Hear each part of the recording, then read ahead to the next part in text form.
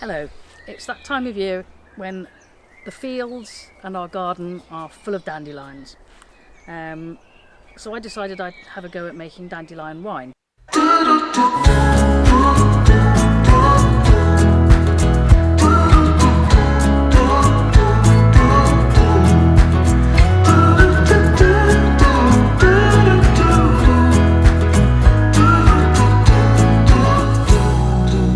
We have an awful lot of dandelions in the grass, and so John asked me why did I want to go and gather dandelions somewhere else instead of just picking the ones that are in our garden, because we know obviously there's absolutely no herbicides or pesticides on these.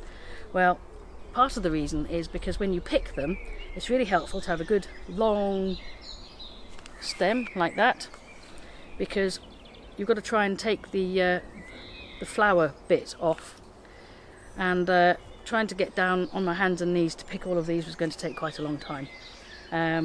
So I've had my eye on a particular field when we take the dog for a walk, and I've been watching the dandelions come up, and I found the perfect day for it, which is just around about St. George's Day, which is apparently the ideal day for picking dandelions for your dandelion wine.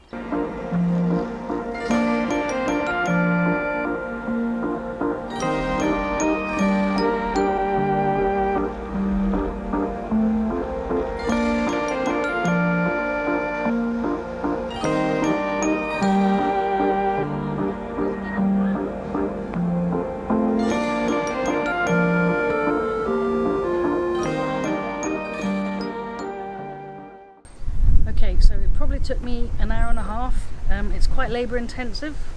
Here is the result. I managed to get mostly the petals, but there's a few bits of green in there as well, but they're okay, that won't matter. I've been reliably informed by John that it smells like hay. I hope it doesn't taste like it. It was actually quite pleasant, although it's quite labour intensive. It's a lovely sunny day. It was very peaceful, very quiet. All I could hear was birdsong and the occasional person walking past the hedge. So now I think this is about 450 grams roughly. I'm supposed to have it in litres. I'm not quite sure how that's going to work, but I'm now going to go and try and make some dandelion wine. One has to ask though, why walk all the way to the field when our garden is a sea of dandelions? So the dandelion flowers have been steeping in water for 2 days. I did add a Camden tablet or two at day 1 to make sure there was no unidentified and unwanted yeasts and things on there for it to start fermenting the way I don't want it to. So today I'm now going to do stage 2 of the dandelion wine recipe in C.J.J. Berry's book on first steps in winemaking. Here's the book, which I call my Bible. So I've got this rather large pot which I bought a couple of years ago for making jam. You can do the boiling and sealing thing in it. Here's my vat of dandelion petals and water, and I will be putting in the rind of 2 lemons, the outside peel of 6 tangerines, even though the recipe asks for 1 orange. I don't have any oranges, and I shall use my trusty potato peeler to take the stuff off the lemon without taking any of the pith. So that's the dandelion petals with the zest of 2 lemons and the peel of 6 clementines or tangerines or whatever they are. I shall be adding 1.5 kilos of sugar, and then when that's all boiled together I shall pour that into a container and then squish up the lemons, which I've also taken the zest off. They look remarkably small after you've taken the zest and the peel off, and also the tangerines, which I shall squish up. Once that's all cool, I shall add the tannin, the yeast and the yeast nutrient, and cover it and leave it for a while. Now the recipe does call for this quantity of fruit and sugar for 4.5 litres of water, and I strongly suspect I have more than 4.5 litres of water in there. So what I'll probably do is, as time goes on, I'll probably have to add a bit more sugar, and then once I've done the first set of fermentation and strain it all off into fermentation bottles with the fermentation airlock, I'll be adding some squished up raisins and sultanas, which will add flavour and body and help keep it going. At least I think that's what it's for. On the grounds that the recipe calls for the juice and the soft parts of the orange and the lemon, I have decided that I am going to use trusty Magimix to blend it all, because I figure then I'll get the maximum juice value out of the fruit.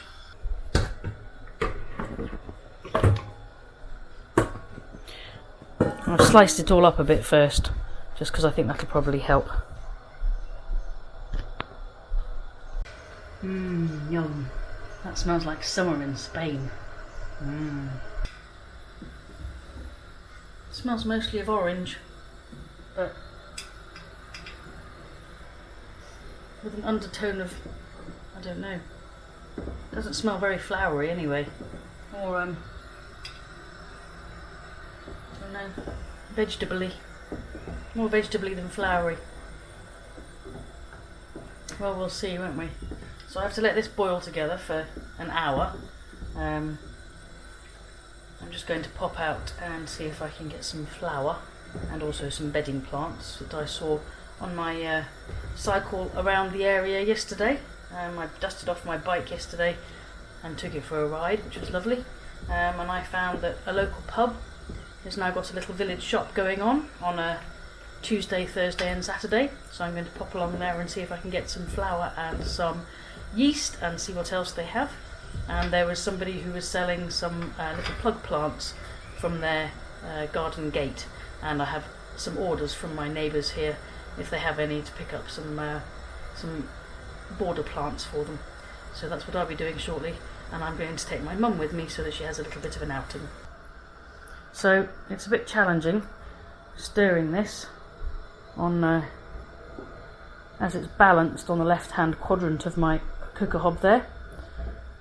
I really should be holding it. One day it'd be nice if I had a 5 burner range here with, you know, a nice double oven below.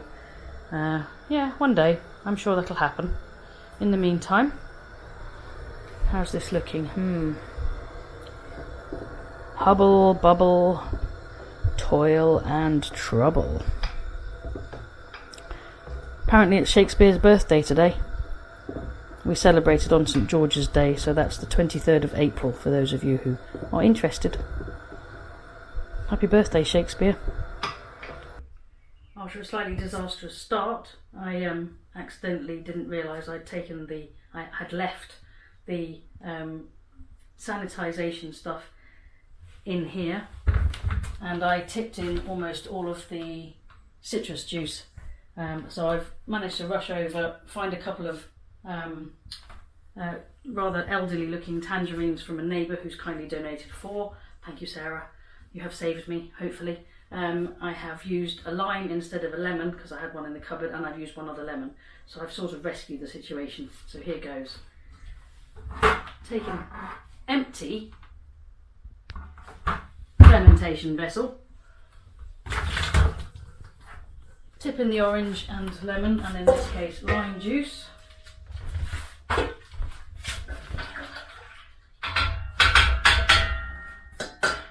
And then pour in this interesting soup-like stuff, which has been bubbling away for an hour.